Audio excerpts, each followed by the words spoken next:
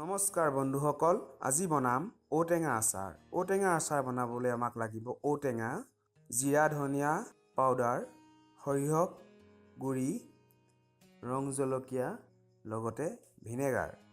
কেৰাহীত তেল গৰম কৰি মই মিঠাতেল লৈছোঁ, অলপমান সৰহকৈ লৈছোঁ কাৰণ আচাৰত তেল সৰহকৈ দিলেহে আচাৰ খাই ভাল লাগে। তেল গৰম হোৱাত সৰিয়হ, জিৰা ধনিয়া, ৰং জলকীয়াখিনি দি অলপ সময় ভাজিম।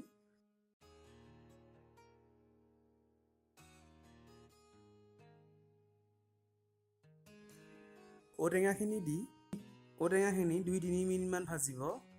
তাৰ পাছত তাত সোৱাদ অনুসৰি নিমখ দিব, ইচ্ছা কৰে যদি হালধিও দিব পাৰে, মই হালধি দিয়া নাই। বহুতে ঔটেঙাখিনি বইল কৰি লয়, মই বইল কৰি লোৱা নাছিলোঁ। তাৰ পাছত অলপমান ভিনেগাৰ দি আকৌ 2-3 মিনিটমান ভাজিব। ভাজি গেছটো অফ কৰি দিব আৰু ৰ'দত দিবলৈ নাপাহৰিব। ৰ'দত দিলেহে আচাৰ খাই টেষ্ট আহে।